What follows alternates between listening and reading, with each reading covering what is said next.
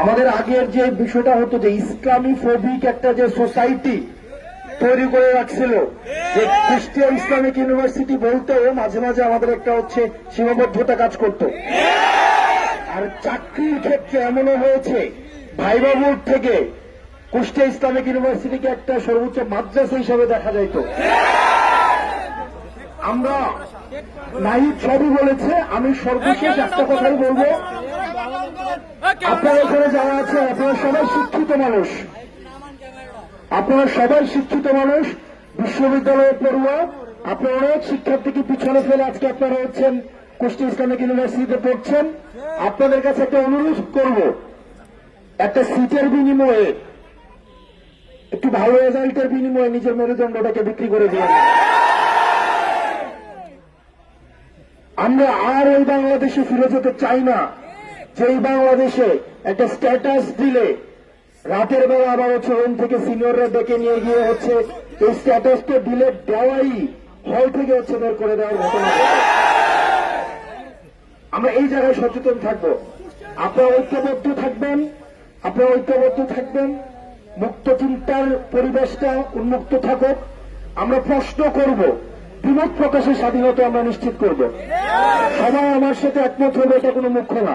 এই যে আমরা এখানে অনেক মানুষ আছি, আমাদের আপনারা অনেক জায়গায় দেখেন আমি অনেক জোরে জোরে কথা বলি, এরে হুমকি দেই, এরে ধামকি দেই, এটা আপনারা দেখেন।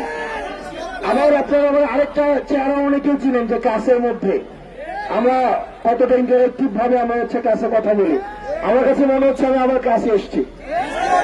এই যে দেখেন আপনারা যে এখানে আছেন, অনেকে টুপি পরে আছে, অনেকে হিসাব আছে, অনেকের হিসাব নাই, অনেকের মেকআপ আছে, অনেকের মেকআপ নাই, অনেকের দাড়ি আছে, অনেকের দাড়ি নাই, অনেক হচ্ছে মুরগি পছন্দ করে, অনেক হচ্ছে মাছ পছন্দ করে।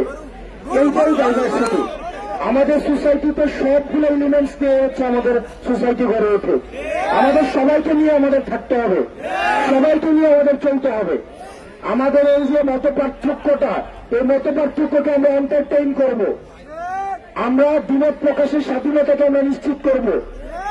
শুধুমাত্র আমাদের সমাজে অ্যাক্সেস থাকবে না শুধুমাত্র ফেসিবাদ, আমাদের সমাজে অ্যাক্সেস থাকবে না আমাদের মত প্রকাশের স্বাধীনতাকে যে রুদ্ধ করতে চায় তাদের সোসাইটিতে অ্যাক্সেস থাকবে না। যারা নিকাপের যেমন স্বাধীনতা থাকবে, আবার কেউ যদি নিকাপ না করতে চায় সেটার স্বাধীনতা আমাদের সমাজে থাকতে হবে। প্রিয় কুষ্টিয়া ইসলামিক বিশ্ববিদ্যালয়ের ছাত্ররা, আপনাদের সাথে আমাদের লড়াইয়ে, আমাদের সংগ্রামে, আমাদের হচ্ছে পরবর্তী বাংলাদেশ বিনির্মাণে আপনাদের সাথে আমাদের দেখা হবে। কারণ আমরা জানি আপনাদের প্রশ্নের উঠে আমরা উঠতে পারবো না, কারণ আপনারা এমন একটা প্রজন্ম, যেই প্রজন্ম আর কোন নেতা, আমরা মাঝে মাঝে বলি আমরা খুব ভুল সময় রাজনীতিতে আসছি, কারণ সেই সময় আমরা রাজনীতিতে আসছি কারণ এই সময় প্রত্যেকটা মোবাইল এক একটা মিডিয়া। সুতরাং এখন যেখানে আমরা মিডিয়াকে কিছু গত 2-3 দিন আগে মিডিয়াকে আমরা চ্যালেঞ্জ করছিলাম, ওদের হাজার হাজার কোটি টাকার ইনভেস্টমেন্ট, কিন্তু আমাদের 12,000 টাকার এক একটা মোবাইল আমাদের সামনে কিন্তু ওরা দাঁড়াইতে পারে নাই। ওরা আজকে দুঃখ প্রকাশ করে আজকে বিবৃতি দিছে। আমরা এক একটা মানুষ এক একটা মিডিয়া, আমরা এক একটা মানুষ এক একটা হচ্ছে সাংবাদিক, আমরা এক একটা মানুষ এক একটা প্রশ্নকর্তা। সুতরাং আমি 2 জনের চোখ ফাঁকি দিতে পারবো, 10 জনের চোখ ফাঁকি দিতে পারবো, কিন্তু আপনাদের 100 জনের 200 জন চোখ ফাঁকি দেওয়ার ক্ষমতা আমার নাই। সুতরাং রাজনীতি, আমরা বলেছিলাম যে রাজনীতি আমরা রাজনীতিবিদদের জন্য কঠিন বানিয়ে দিব এবং সেটা আমরা করতে পেরেছি। ইসলামিক বিশ্ববিদ্যালয়ের শিক্ষার্থীরা অনেকে আছে আমার ছাত্র, আপনারা ভালো থাকবেন।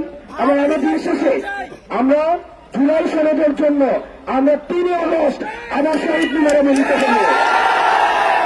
এমন সেই দিন ওই যে আমি আঙুল উঠিয়ে আমি যেইভাবে কথা বলি আর কি, এখন আমাদের পিছনে ফিরার কিন্তু কোনো জায়গা নাই। আমরা ডক্টর মোহাম্মদ ইউনূসকে বলছি, এই জুলাই সনদ কিন্তু কোন কবিতা না, কোন রাজনৈতিক রেটরিক না, এটা আমাদের পরবর্তীতে বাঁচার সনদ, এটা দ্বিতীয় বাংলাদেশের এটা হচ্ছে তফসিল। এই জুলাই সনদ অবশ্যই দিতে হবে। আমরা 3 অগস্ট ঢাকার শহীদ মিনারে আমরা মিলিত হব। আপনারা সবাই ভালো থাকবেন, সুস্থ থাকবেন। আমি আপনাদের ক্যাম্পাসের